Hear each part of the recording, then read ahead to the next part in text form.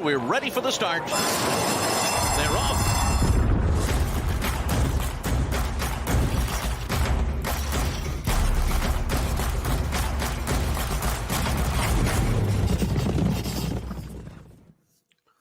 Welcome in, everybody, for the final Friday of 2022. We've got only one more day left in the year, but it's going to be a big stakes day on New Year's Eve across the first family of racetracks. In fact, a big stakes day already going on as we record right now. They've already started at Laurel for the rescheduled Christmas Tide Day Stakes. 6 stakes going on today in Maryland. So Jeff Siegel, Jeremy Plonk, we're going to talk about a big New Year's Eve card of stakes racing. But Jeff, we're getting off to a fast start. There's a lot going on Friday. Stakes out your way at Santa Anita too. We do. It's the weather's going to hold. We'll talk about tomorrow's possibilities with rain, but right now, this Friday card today looks like a Saturday card, if you know what I mean. So Yeah. We've got our analysis up on the websites and our video for the best plays of the day. We have 3, so you can check that out as well. But good gambling today, Friday, not only here but at Laurel, and then Saturday, Sunday, and Monday, there's football, there's horse racing, there's gambling, there's everything you'd want all crunched into 3 days. So Anyway, it'll be a fun week. It really will. In between that, we'll watch the ball drop and everything else in a festive weekend for sure. Laurel Park today, again, I want to remind you the 6 stakes races for the Christmas Tide Day Stakes program begin in race number 4 with the Heft Stakes. The Heft Stakes has a little bit of a hinge and a twist towards the Preakness path at Pimlico and Laurel this year. Of course, it'll be the first kickoff stakes for the 2-year-olds about to turn 3, and we'll see how the local campaign there matches up. We've got some horses out of the Heft Stakes towards the Preakness, a couple of them in the last 5-6 years. So could have a little Preakness flavor with today's action in Maryland. Be sure to check that out. Let's take our time now on the podcast to look at our stake schedule that we will handicap. 8 races lined up for Jeff Siegel to take a look at for Saturday, December 31st. If you're listening on our regular podcast channels, here's a look. It's the Rampart Stakes starting off at Gulfstream Park as race number 6. These will be in successive order, races 6 through 10 at Gulfstream on Saturday. The Rampart followed by the Sewanee River, the Mr. Prospector, Fort Lauderdale, and the Harlan's Holiday, which could have implications towards the Pegasus World Cup coming up the last Saturday in January. $5,000 late pick 4 hit and split on the line when you bet Saturday with First Bet and Express Bet at Gulfstream Park. Take down the late pick 4. You get not only your pari-mutuel winnings, but you also split up to $5,000 with just the other winners on those 2 platforms who hit the late pick 4. That same pick 4 offer goes for Santa Anita on Saturday as well. The late pick 4 hit and split there. The stakes races are earlier on the card, though. It's the Joe Hernandez is race number 1. Bobby Frankel is race number 3. And then the Las Flores will be part of that late pick 4 hit and split. That goes as race number 8 on the program Saturday at the Great Race Place. Jeff, we talked about this on our Tuesday It's Official podcast, but certainly a thumbs up to opening day at Santa Anita on Monday. What a spectacular day. All-time record handle for Santa Anita for a meet opening day. 41,000 plus in attendance. Fantastic start to the Santa Anita meet, and today will be day 2. Today is a good day. I mean, we're talking about Friday now, and the weather is coming in tomorrow, or actually tonight. So I don't know if we're going to lose the racing or what races we're going to lose in the grass racing, because they're going to try to protect the course one way or the other. So tomorrow is iffy. Sunday should be okay, as should Monday, because it never rains on the first here in California. That would mess up the Rose Parade. You're not going to do that. There you go. No one will allow that. And then the Rose Bowl game, of course, on Monday. But really, looking at the cards, and this is true not only here at Santa Anita, but at Gulfstream as well. I mean, terrific racing. And I always felt that if you gave everybody the month of December off, they'd come back and pay for it all, but with big fields early in January. I think that's not a bad idea, quite frankly. It'll never happen. But, I mean, we didn't have much racing here in California in December, but we're going to make up for it because this Santa Anita meeting is starting off like gangbusters. It's fun. It really is when you have cards like this. Let's get to Gulfstream Park on Saturday for the first of 6 stakes races that are on the program. 5 that we'll handicap here on the podcast. Our first is the Rampart Stakes. And Jeff, the Rampart, give us a little sense of where you're headed in this one. Here's an interesting horse in this race. Filly, a Tapit filly named Iliogami, who has never run around one turn in her life. Even from her start of her career, she's always been two-turning, either on grass or on the main track, and she's had 11 starts, first or second, 5 out of 11. She's got some good, strong speed figures to indicate that she is, capable of winning a race like this if she can shorten up. Now, a one-turn mile isn't really a route race. It's not really a sprint, but it is a one-turn race. And I wonder whether this is something that she's always wanted to do. And at age 4, turning 5 tomorrow or the next day, I'm not so sure she's not going to enjoy this. And that's the gamble for me. She's 6-1 in the morning line with Saez riding, who knows her and rode her last time when she was a very good second in a good, strong allowance race at Churchill, which was her first start since May. I think she'll step forward off of that. So I'm going to gamble here on a kind of a wide open race that doesn't have a whole lot of pace. Iliogami, number 1, 6-1. I mean, obviously, you've got others in here that could win. Colorful Mischief, 5-2 for Todd Pletcher. She'll be close to the pace. You got Safi Joseph's recent claim, Music City Star on the outside, who looks like she might be outclassed, but she'll show speed. So I'm looking for Iliogami to draft in behind them and hopefully kick on in. This race for fillies and mares, it's the last day of the year. The breeding season will get going in the spring.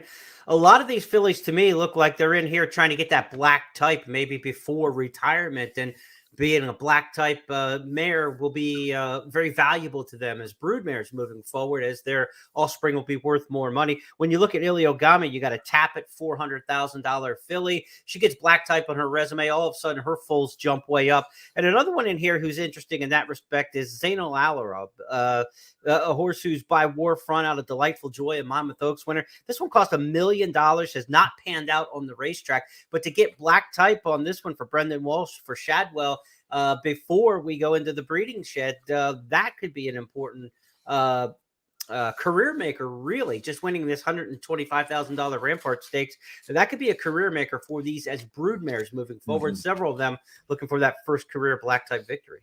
And you're going to, if you could, eavesdrop in the walking ring when the trainers are giving instructions, the instruction will be, I don't care what you do, at least get third. Yeah, right. Several of these have tried and don't have black type. You mentioned Iliogami. I mean, they've tried her in stakes, and she's always finished 4th or 5th. She doesn't have any black type. And for a filly like her, bred like she is, any kind of black type, even if it's stakes placed, is very, very valuable. Trust me on that. So, if you're betting to show, you'll at least get a true run for your money. Your jock will be riding to the wire, I promise you. Next on the podcast, we'll take a look at race number 7 at Gulfstream Park. It's a turf mile. It's called the Suwannee River. Trivia time now, Mr. Jeff Siegel. Way down upon the Suwannee River. It's part of Old Folks at Home, the famous song that's the state song of Florida. Your trivia question, and it has a racing tie. Okay. Who wrote Old Folks at Home? I don't know. Can you give me like 4 years to look it up? He also wrote a song very important to racing that has home in it. As in My Old Kentucky Home? Yes. Oh. Now, who's the composer of My Old Kentucky Home? Oh, was that? God. He's got a race named after him at church. Stephen Foster? There you go. So all right. See, it didn't take me 4 years. Is even tied into the I needed help, but that's okay. That's good. You phoned like 3 friends and used all lifelines in that one. Now, if it was Lennon and McCartney, I would have known, but I don't know these other guys. I don't think John Lennon wrote I don't upon the Suwannee River. Probably not. But that's my generation, so that's what I know what he wrote. So I know what you could do. It's handicap, so we're not going to worry about old composers from the 19th century. Yeah. Let's get handicapping here on the Suwannee River, Jeff. Turf mile here, good field size. We've got a lot to work with. 10 of them in here. Who'd you go with?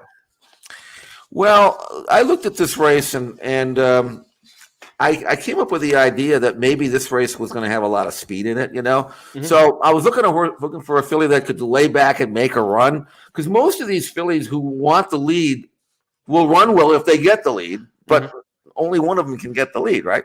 So whoever clears who. I was originally looking at Base Storm because she's coming out of sprints, but there are fillies drawn inside of her that are just as quick, so she could get If they decide to rate her, I don't think that's going to happen. I ended up with Lady Rockstar, who won her first 2 starts from off the pace, won an allowance race in her first start since coming over from England, and then won a nice race at Belmont when she sat off the pace. And then last time out in the Matchmaker back in July, she was disappointing as the favorite.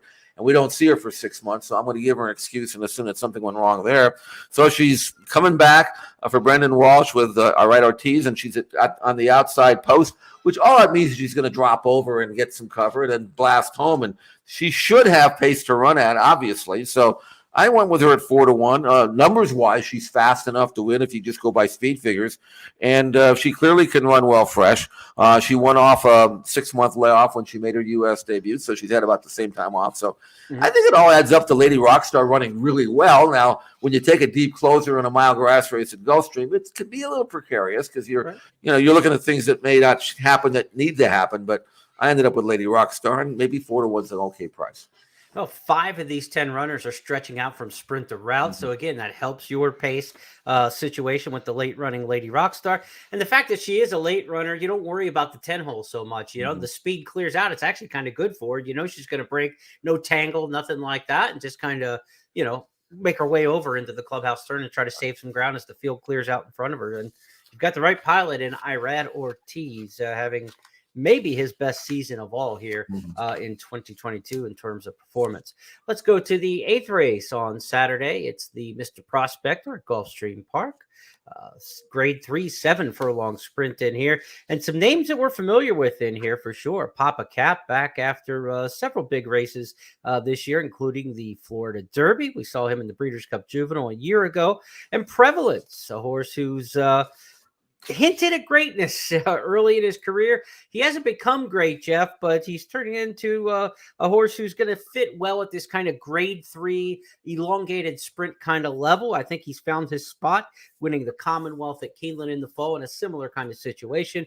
You like Prevalence? You like somebody else here? No, I went with Prevalence, but recognizing that what he did way back in 2001 when he was so promising and what he is now may be not the same. And so I'm going to give him one more chance. A Copa Medaglia d'Oro, won his first 2 starts. We were all talking about the Derby with him. He ran in the Wood Memorial. And he had some races. And his race, what would have been earlier this year at Gulfstream, going 7/8 was, or actually that was a 1-turn mile. He was very impressive that day. Won the Commonwealth on the slop. Looked like he was ready to blossom, and then 2 dull races, and now he's off, coming back off a couple of months. I wanted to see how he looked in the morning, quite frankly, to see if there was any spark that he was showing. He had a 59-3 breezing work, fastest of 12 at Palm Meadows last week. So I went back and watched this work, Jeremy, and I was encouraged. I liked the way he went. Let's take a look. Prevalence in action. And Jeff, this is what we're looking for here with a horse who last time out didn't run well, right? At Keeneland in Allowance Company on Breeders' Cup, or towards the end of the meet there at Keeneland in the fall.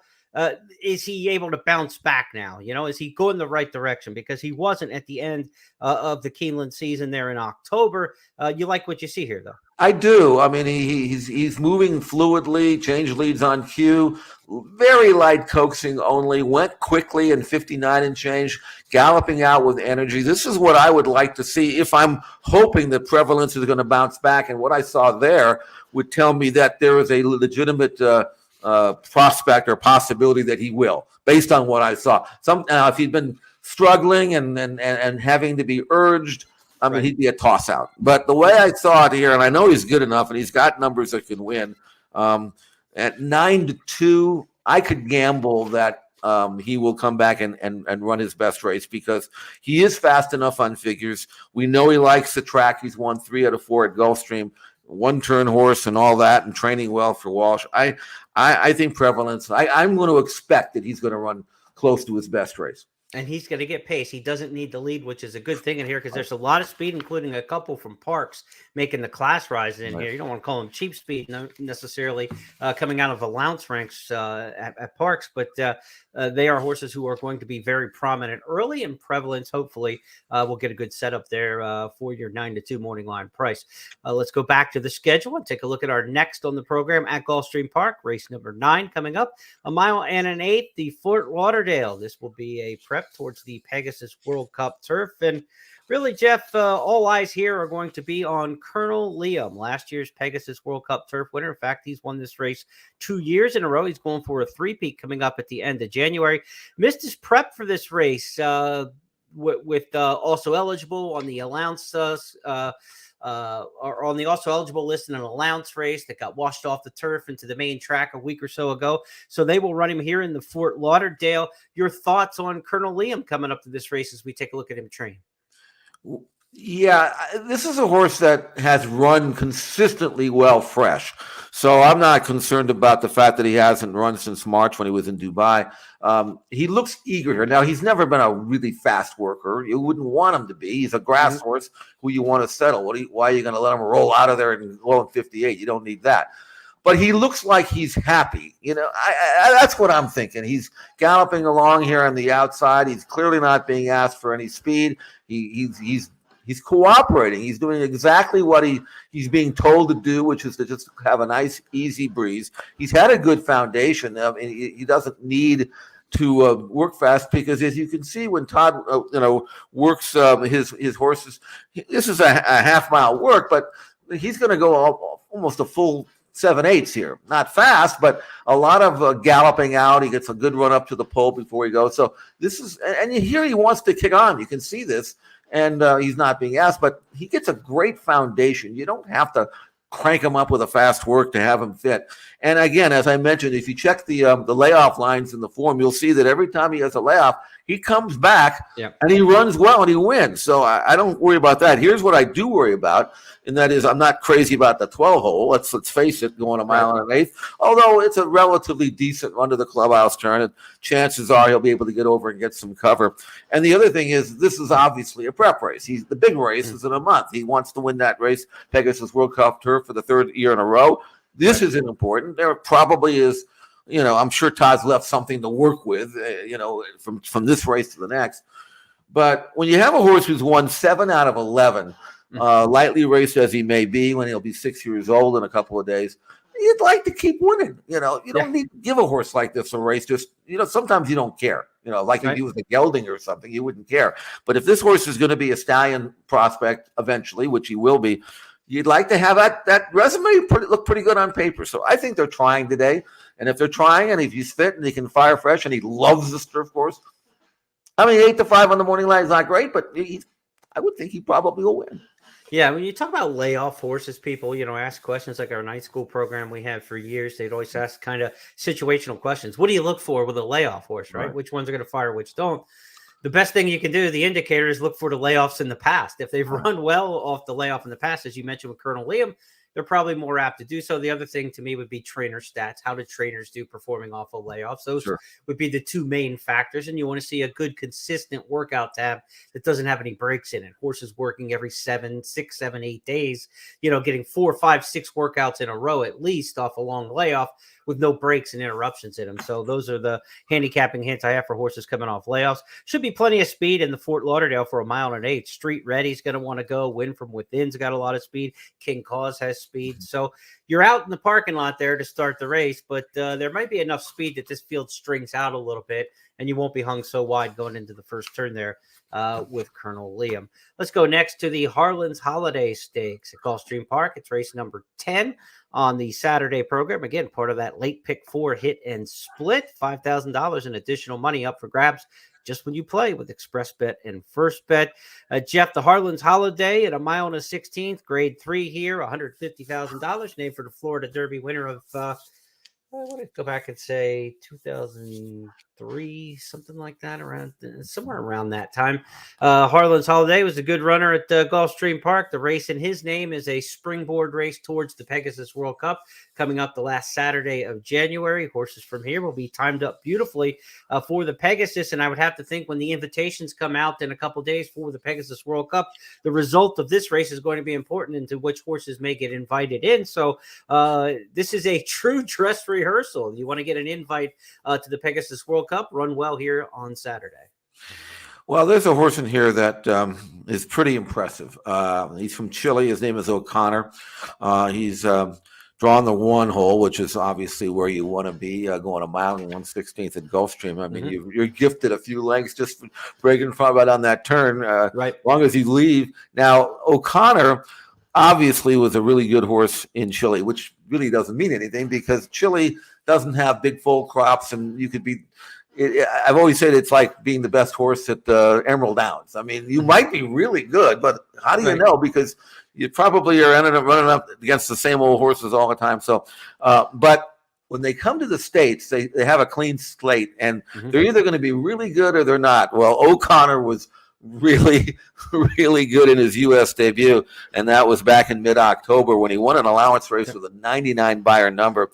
And he did it, Jeremy, because, I mean, I was like cursing the rider as the race was going on because they went 22, 4, 45, and 4, and you're off the pace, and all you have to do is wait to the quarter pole and blast home.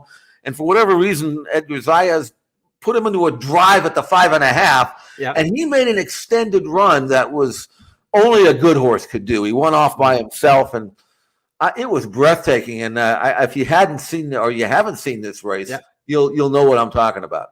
From the back, O'Connor's not waiting. He's going and going right now. O'Connor was 5th. He's now 4th, now 3rd, now 2nd, and charging to challenge. Look at O'Connor. He's on a move, and he's up to take over the lead. Octane tries to fight back. It's back to 2nd. All in 3rd. Vivir Cornalegria did too much too soon. Running home from the back is Soleil Volante, and they move past the top of the stretch mark. It's O'Connor with this big sustained run from mid-flight. He has less than a quarter of a mile to go, and he has a 3-length lead. Octane all in, trying to hold on to 2nd as Soleil Volante is under a full head of steam. He's up into 3rd with less than an 1/8 to go. Welcome to North America, O'Connor. O'Connor is sharp in victory for trainer Safi Joseph Jr. This is 4 for Edgar Zayas. O'Connor is an easy winner. That was impressive indeed. Now, he'll take on some horses that have some more full U.S. resumes than he does. He has just that allowance win at Gulfstream back in October. Pioneer Medina, horse who was on the Triple Crown Trail last year. This year, as we still round out 2022, an alum of the Kentucky Derby. Simplification, of course, won the Fountain of Youth last year. Skippy Longstocking, the winner of the West Virginia Derby. So there's some horses that have won some decent races that are lined up here in the Harlan's Holiday. For $150,000, this is a pretty good race, and I think this is the kind of race that can galvanize you towards the Pegasus World Cup, a race this year that doesn't have California Chrome or Arrogate or Knicks Go or Life is Good in it. A horse who gets good now can have a big shot in the Pegasus World Cup coming up in a month.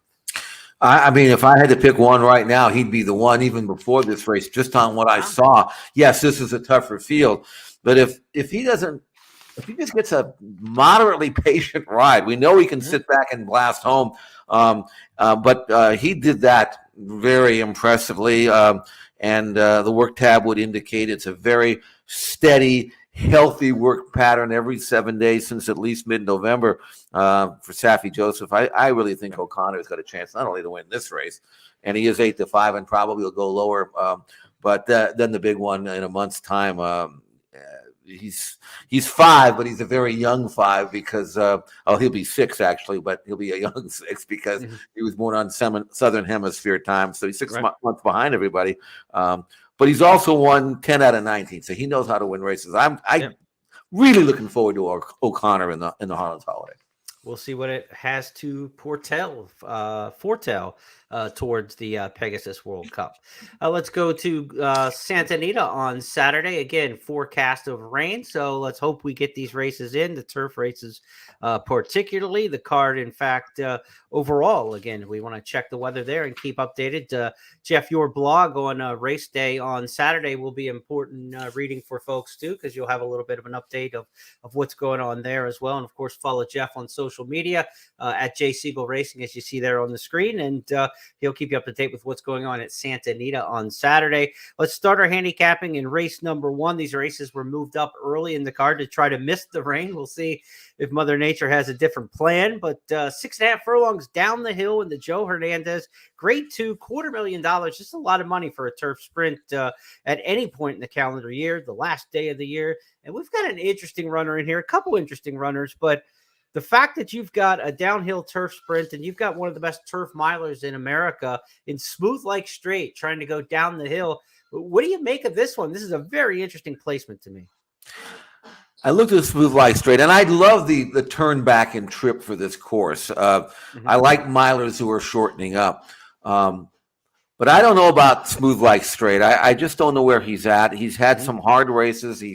He's been basically a horse that wants to be close up. He's certainly not going to be close up against this group if the speed materializes like I think.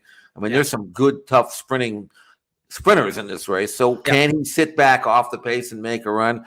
I'm not sure about that. I'll tell you a horse that I think could, and that would be Hit the Road. Now, he's another miler dropping back, but his style suggests that he can lay back and then last in the last part.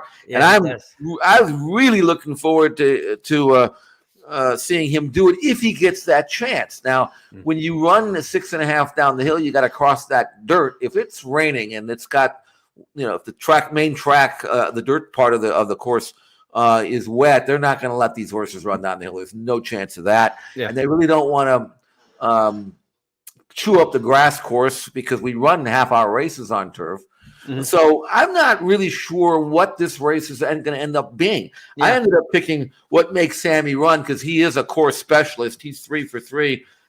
He's decent everywhere else, but he's great on the course, and he's training really good. I mean, most of the horses that are based at Santa Anita that are turf horses breeze on the training track, and they don't breeze on the main track. And this colt, he looks happy. He's actually a gelding, and he's just kind of coasting through the wire. 48-1, nice time, galloping out with vigor. So I know that What Makes Sammy Run is in good shape, but there are other horses like him that are turf specialists who love the hill. Lane Way on the rail, obviously. Air Force Red has got some credentials for sure.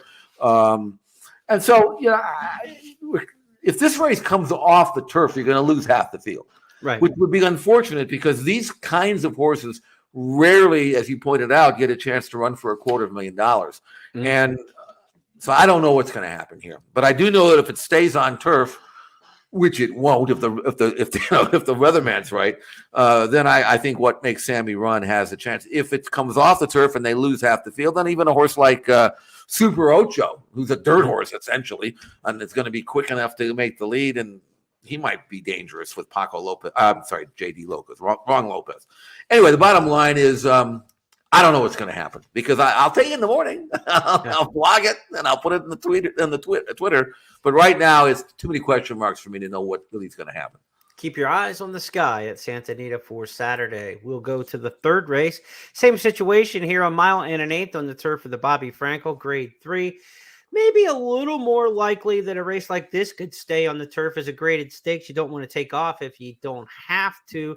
The turf sprint may be more likely to come off because you tear up a lot more of the course in a turf sprint. Horses are 6-7 across the track, whereas a mile and an eighth on the turf in the Frankel, they'll be lining up 3 wide, 4 wide max probably going around a mile and an eighth here. So you might have a better chance of the Frankel staying on the turf. We'll see how that turns out. Race number 3, though, Jeff, $100,000 Grade 3 here. Who'd you end up going with in a big field of 11 in the entry box? Well, this race better stay on the turf because I don't see any dirt. Well, there's one dirt horse in the race, and these are older fillies and mares. They have a schedule. They can miss one race. It won't mess them up. Most of these are proven to be turf specialists. I ended up with England's Rose only because I like her, and she's 6 turning 7, and I don't think we'll see much more of her after this. Right. Time to be bred. She's winless in 4 starts this year, but she's always trying hard. Found maybe a mile a little too sharp in the matriarch, but she still ran very well behind Regal Glory, who ran better than she's ever run in her life, I think, in that race, with some really nice horses behind her. So I looked at her. I looked at Queen Goddess, who might not be terribly inconvenienced if this race does come off the turf. Mm-hmm. She's had one decent race in the Bayakoa last year on dirt at Oakland. It didn't run all that badly. She was second last time out at 3 to 5. Maybe found a mile and a half too far, so I could see her. But again, when handicapping a race like this, and not only are you not sure whether it's going to be on the grass, but we're not sure how heavy or soft it's going to be. Right. So I don't know what to tell you on this one. I mean, this is a group that kind of takes turns, and it's when you factor in the course and the softness that it might have. I just don't know, honestly. I mean, I could see Burgoo Alley getting loose in the lead and keeping on going if you want to go that route. So tough race, real tough race. If it is softer turf, I always say handicap the parentheses is my statement on that. Horses who have parentheses in their names, they're foreign bred, tend to have the pedigree to run on this soft stuff. A lot of them are exports who started their career over in Europe, where they train and race on the softer turf all the time. So you've got horses like Bipartisanship, Burgoo Alley in here, Island of Love, Avenue de France, and Quattrell. So you've got 4 or 5 of them in here that you can handicap the parentheses and start your process from there. Frankie Dettori's got the mount on Avenue de France, and there he had a big opening day. Jeff, he's riding for for Baffert, and of course winning dirt races. But Frankie, you would think the specialty would be the turf races at Santa Anita. He's good on any surface. But give me your impression of Frankie Dettori and what this meet looks like for him. Well, he is a good dirt rider. I mean, we saw that in the San Antonio. He won that race with the Baffert horse. And he put him into a driver. He rode aggressively. He's not. Here's another thing, Jeremy. I was thinking about this. I used to see films of Lester Piggott and how they used to ride that way. Right. Yeah. And you don't see many Europeans ride that way anymore. You come over and they look like they've been Americans all their life. William Buick. You to tell me he's a European rider? He's as American as you can get. And but. Frankie, who obviously rode here at Santa Anita as an apprentice, I'm not so sure he didn't have a lot of influence on how riders now ride over in Europe. They watch him and they're saying, I don't have to do this and that. I just get down and ride, like everybody else, But he's a great rider. I know he's on his swan song now, but I can tell you that the big barns want him. They want him as badly as anybody out there. And he not only is a great jockey, he's a great horseman. He can tell you anything you want about the horse that he just rode, and he can give you some tips for that. I love him. I mean, if I see Dettori on a horse, I mean, that's a plus. A couple of pluses as far as I'm concerned. I'm curious early in the meet to see how it affects the tote board. He was on some stone colds for Baffert there on opening day, but like a horse like Avenue de France, is there going to be a Dettori factor on the tote board, the name recognition? Are people going to gravitate to him? As long as he's winning a high percentage, obviously that would continue. If he starts to struggle a little bit, then that would wane. But it'll be interesting to see how people back Frankie Dettori's runners here stateside, especially on the grass. He'll have Avenue de France in the Bobby Frankel. I was going to say, just real quick, I'll say how I'm going to use the Dettori factor is in maiden races. You get a maiden race on grass, everybody's going to want him. His agent is going to pick the best one, I think, or try to. I think when you look at, like a horse like Avenue de France, I mean, she's, her form is what it is. You can handicap her, and she's going to get her ride.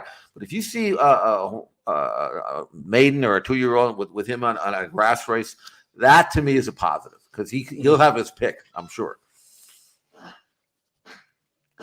Final race to handicap on the weekend at Santa Anita on Saturday is race number 8, the Los Flores. These are grade 3 fillies and mares sprinting 6 furlongs on the main track.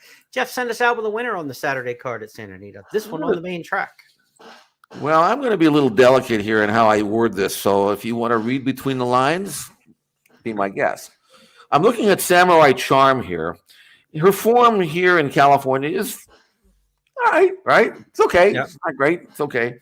Then she goes to Zia Park in New Mexico. And now, granted, she she was supposed to win those races, and she Right. did, won 2 races, but her buyer numbers were very, very fast. And I don't know whether we're going to get the same Samurai Charm here as we got there. Right. If she does, she'll outrun this field. She's won 7 out of 13, but her record at Santa Anita 3-0-0-1. So I'm not sure if I can trust her, but she has Pratt aboard. She's got form. This looks more like a 2 other than allowance race than a grade stakes for sprinting fillies and mares. So she should outclass the field if she shows up with anything close to her best. And I think she'll probably be lower than 5-2 based on that. Now, there are a couple of other fillies that you could look at. Anna Kappa's coming out of a first level allowance race. She won nicely. Maybe she's getting better. A daughter of Tiz now. She's only had 6 starts. I could make a case for her. Lady T likes to sit back. First or second in all 5 of her starts here at Santa Anita. She'll be running on late if the pace comes up fast. A few others in here that look like they're in form, but they're slow on numbers. So I'm going to stick with Samurai Charm. Just hope that she is as good as her Zia Park races make her look. That'll wrap up our handicapping for Saturday at Santa Anita. 3 stakes races there. We did the 5 at Gulfstream Park, 5 of the 6 stakes races at Gulfstream on Saturday. I want to remind you that big day Sunday, New Year's Day, live racing all around the first family of tracks. The Florida Derby Series kicks off on Sunday, January 1, with the Mucho Macho Man Stakes. It'll be our Express Bet Race of the Week from Gulfstream Park, so be sure to check out the Express Bet email newsletter. You can get my analysis for the Mucho Macho Man Stakes, a 1-turn mile there at Gulfstream as we gear up towards the 1 1/8 Florida Derby coming up in late spring. A reminder at Laurel Park, racing all throughout the weekend here, getting off to a quick start today. They're already in action at Laurel. 6 stakes races today for the Christmastide Day program. If you want Laurel handicapping analysis, go to expressbet.com or news.first.com. We've got picks there from Frank Carulli for the late pick 4, including 3 of the stakes races, and full card picks from Maryland Jockey Club handicappers Callie Francois and Tim Tulloch. They're published for you at expressbet.com in the blog section and at news.first.com. Anywhere you get your good blog information from the first family of handicappers, you can get that today. Frank Carulli, Callie Francois, Tim Tulloch taking you through the Laurel Park Big Stakes card today from Maryland. Jeff, that'll wrap things up. Next time we talk to you, it'll be 2023, and we'll be looking at Sham Stakes weekend and things like that coming up as the Santa Anita Derby Trail will begin next week as we gear up at the Great Race Place. It's fun because every week from here on in, you're going to have some 3-year-old race you're going to have to watch. And I know you keep very close track of that, Jeremy. Yeah. And so you never know when the next star will arise overnight. I'm sure we will see a few of them out here, but Gulfstream has their share as well. So after the first of the year, racing will be just as fun as ever, and maybe even more so as we lead up into the spring classics. I'm very excited to announce the Coast to Coast Pick 5 begins next weekend, Saturday and Sunday, all throughout January, February, March, through the big meets at Santa Anita and Gulfstream. First is going to offer a national coast-to-coast pick 5 wager on 5 races each Saturday and Sunday from Gulfstream and Santa Anita. You'll get the details each week of which races are selected for the coast-to-coast pick 5, and we'll have extra content for you as well to help you handicap those. But the coast-to-coast pick 5, new exciting wager starting next weekend, the first weekend of January, as we get rocking and rolling next week from Gulfstream and Santa Anita. On behalf of everybody with First Technologies, my partner Jeff Siegel, I'm Jeremy Plonk. Good luck at the races this weekend. Happy New Year. Be safe out there, and we'll see you in 2023.